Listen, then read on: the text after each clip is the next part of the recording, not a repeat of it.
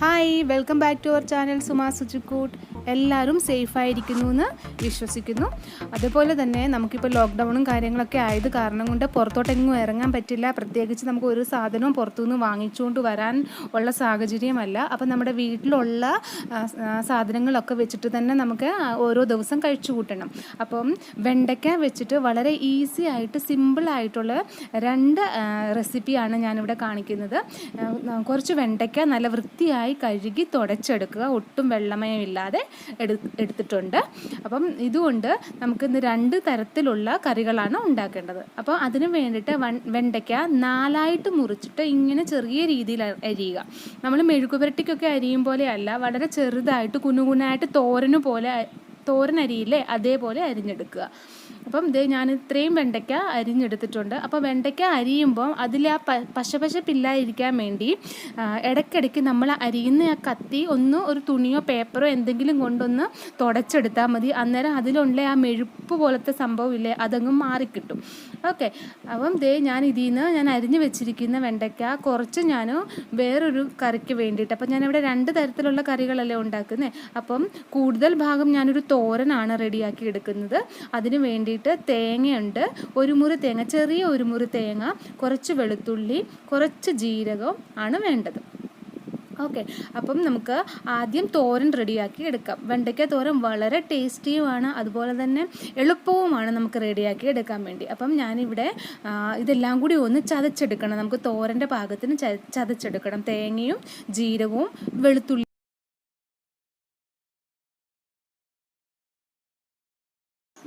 അതിനൊപ്പം തന്നെ നമ്മൾ കുറച്ച് ഉപ്പ്, ആവശ്യത്തിന് വേണ്ട ഉപ്പ്, ഒരു 1/2 ടീസ്പൂണോളം ഉപ്പിട്ടാൽ മതിയാവും.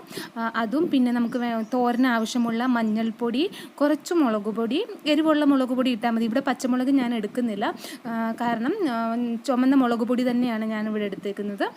അത്രയും കൂടെ കൂട്ടിച്ചേർത്ത് നമുക്ക് നല്ല രീതിയിൽ അത് തോരന് അരയ്ക്കും പോലെ ഒന്ന് ഒതുക്കിയെടുക്കണം. ഒരുപാട് അങ്ങ് അരയുകയൊന്നും വേണ്ട. അപ്പോൾ ഈ ഒരു രീതിയിൽ ഞാനിവിടെ അരച്ചെടുത്തിട്ടുണ്ട്.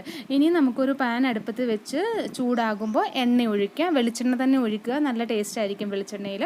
അപ്പം വെളിച്ചെണ്ണ ഒഴിച്ചിട്ട് എണ്ണ ചൂടാകുമ്പോൾ നമ്മൾ കടുകിട്ട് പൊട്ടിക്കും.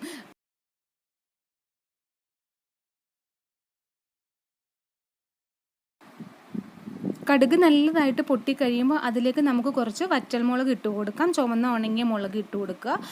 അല്ലാതെ ഇതിൽ വേറെ പ്രത്യേകിച്ച് പിന്നെ കറിവേപ്പില ഇട്ട് കൊടുക്കുക. ഇവിടെ പക്ഷേ ലോക്ക്ഡൗൺ ആയതുകൊണ്ട് എനിക്ക് കറിവേപ്പില ഒന്നും കിട്ടാറില്ല. പിന്നെ നമ്മൾ ഒതുക്കി വെച്ചിരുന്ന തേങ്ങയുടെ മസാലയുടെ കൂട്ട് അതും കൂടി അതിലേക്ക് ഇട്ട് ജസ്റ്റ് ഒന്ന് ചൂടായി കഴിയുമ്പോൾ അതിൽ ചെറുതായിട്ട് വെള്ളമയം, തേങ്ങയുടെ വെള്ളമയം ഒന്ന് മാറിക്കഴിയുമ്പോൾ വെണ്ടയ്ക്ക ഇട്ട് കൊടുക്കുക. കാരണം അല്ലെന്നുണ്ടെങ്കിൽ ആദ്യം വെണ്ടയ്ക്ക ഇട്ടിട്ട് പിന്നെ നമ്മൾ തേങ്ങയുടെ കൂട്ടിടുമ്പം തേങ്ങയ്ക്കകത്തൊരു ചെറിയ വെള്ളമയം ഉണ്ടാവുമല്ലോ. അപ്പോൾ അതുകൊണ്ട് ഈ വെണ്ടയ്ക്ക എല്ലാം അങ്ങ് കൂടി കുഴഞ്ഞിരിക്കും. അപ്പോൾ നമ്മുടെ തോരൻ നല്ല ഒന്നേ തൊടാതെ ഇങ്ങനെ നല്ലതായിട്ട് ഉതിർന്ന് കിടക്കണം.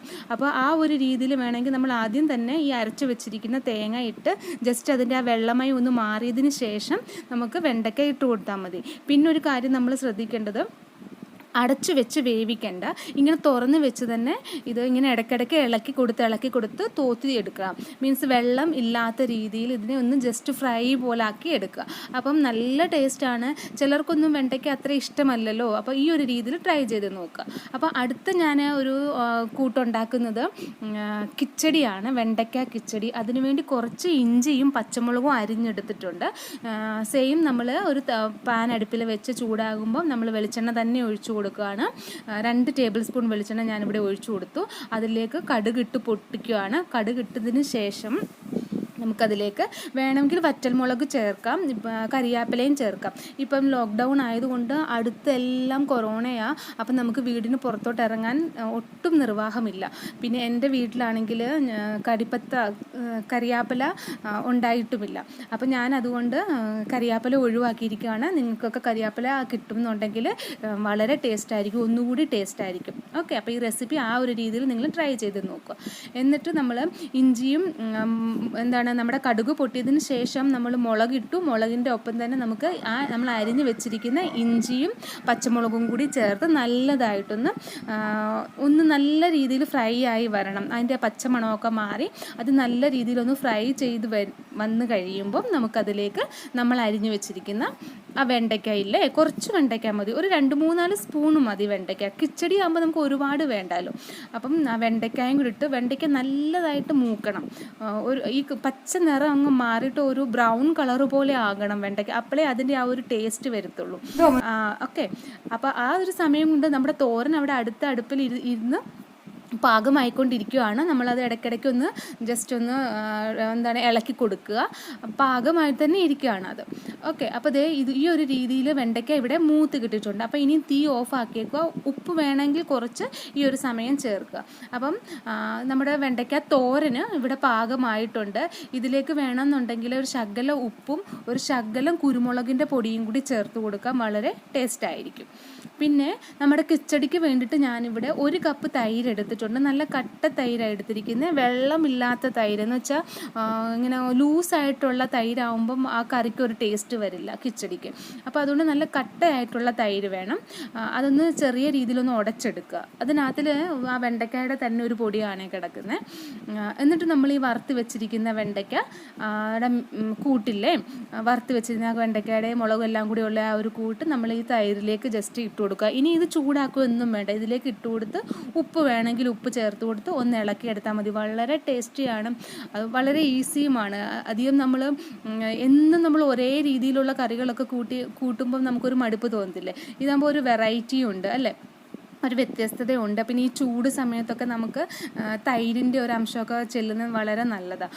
അപ്പം ഈ ഒരു രീതിയിൽ റെസിപ്പി എല്ലാവരും ഒന്ന് ട്രൈ ചെയ്ത് നോക്കുക, വളരെ ടേസ്റ്റാണ്. ഈ ഒരു സമയത്ത് നിങ്ങൾക്ക് ഉപ്പ് വേണമെങ്കിൽ ഉപ്പ് ചേർക്കാം, അതല്ലെങ്കിൽ വെണ്ടയ്ക്ക ആദ്യം ഫ്രൈ ചെയ്ത സമയത്ത് വേണമെങ്കിലും ഉപ്പ് ചേർക്കാം. അപ്പം നമ്മുടെ കിച്ചടി ഇവിടെ റെഡി ആയിട്ടുണ്ട്. അപ്പം നമുക്ക് കിച്ചടിയും തോരനും ഒരു സർവിങ് ഡിഷിലേക്ക് ആക്കിയിട്ട് കൊണ്ടുവരാം. അങ്ങനെ നമ്മുടെ തോരനും വെണ്ടയ്ക്ക തോരനും വെണ്ടയ്ക്ക കിച്ചടിയും റെഡി ആയിട്ടുണ്ട്. ചിലർക്കെങ്കിലും ഇതൊരു പുതിയ റെസിപ്പി ആയിരിക്കും. അപ്പം വീഡിയോ ഇഷ്ടപ്പെട്ട് കഴിഞ്ഞാൽ തീർച്ചയായിട്ടും ട്രൈ ചെയ്ത് നോക്കിയിട്ട് ഫീഡ്ബാക്ക് അറിയിക്കാൻ മറക്കരുത്. അതുപോലെ നിങ്ങളുടെ ഫ്രണ്ട്സിനും റിലേറ്റീവ്സിനും ഒക്കെ ഒന്ന് ഷെയർ ചെയ്ത് കൊടുക്കുക. Okay, thanks for watching. എല്ലാവർക്കും ഒരു നല്ല ദിവസം ആശംസിക്കുന്നു. അതുപോലെ തന്നെ എല്ലാവരും സുരക്ഷിതമായി ഇരിക്കുക. ഓക്കെ.